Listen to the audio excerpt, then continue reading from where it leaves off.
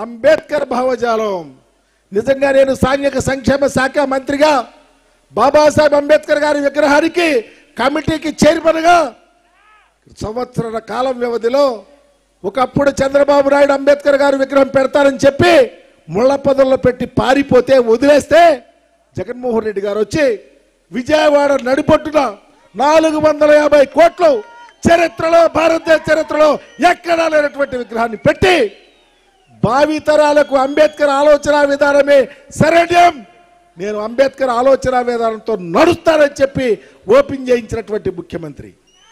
ఎంత దారుణం అంటే ఇన్ని గొప్ప ఆలోచనలతో పరిపాలన చేస్తా ఉంటే చంద్రబాబు నాయుడు ఎక్కడికైనా తెగిస్తాడు. చంద్రబాబు నాయుడు ఈ రాష్ట్ర చరిత్రలో ఒక పొలిటికల్ పార్టీ నాయకుడిగా అధినాయకుడిగా ఎన్ని పార్టీలు ఉంటే అన్ని పార్టీలతో జతకట్టి రాజకీయాలు చేశాడు.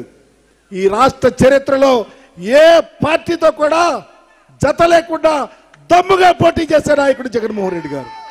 అయితే ఎంత క్రూరత్వం అంటే ఎంత మోసం అంటే ఈ రాజశేఖర రెడ్డి గారి కుటుంబాన్ని కూడా చంద్రబాబు అనే గజ దొంగ కాంగ్రెస్ పార్టీ అనే గజ దొంగలతో కలిసి చీల్చి ఈరోజు రాజశేఖర రెడ్డి గారి కుమారుని తీసుకెళ్లి కుమార్తెను తీసుకెళ్లి కాంగ్రెస్ పార్టీలో చేర్చి మా నాయకుడిని తిట్టిస్తున్నారు. మేము చెప్తా ఉన్నాం, రాజశేఖర రెడ్డి గారి కుమార్తెకు మేము అమితమైన గౌరవిస్తాం, కానీ మా జగనన్న మీద తప్పు మాట్లాడితే ఎవరినైనా ఎదురు తిరగటానికి రాష్ట్రంలో ఉన్నటువంటి పేదలుగా దళితులుగా బహుజనులుగా గిరిజనులుగా అందరినీ కలిసి నడిచి ఎదిరిస్తామని మాత్రం తెలియపరుస్తా ఉన్నా. పాపం ఆ అమ్మాయి నిన్నేదో చెప్తా ఉంది, ఏందో మణిపూర్లో క్రైస్తవుల కోసం మాట్లాడలేదంట, క్రైస్తవ సోదరమని రాష్ట్రంలో తప్పుదోవ పట్టిస్తారని మాట్లాడుతూ ఉంది. అమ్మా, క్రైస్తవుల కోసం నువ్వు కూడా క్రైస్తవురాలివే, కానీ జగన్మోహన్ రెడ్డి గారి విషయంలో తప్పుగా మాట్లాడితే అది అమితమైన తప్పు అయిద్దమ్మా.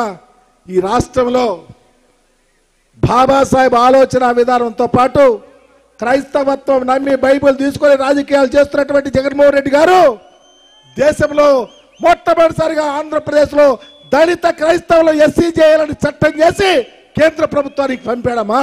నీకు తెలియదేమో, కాంగ్రెస్ పార్టీ ఏనాడు అలా చేయలేకపోయింది.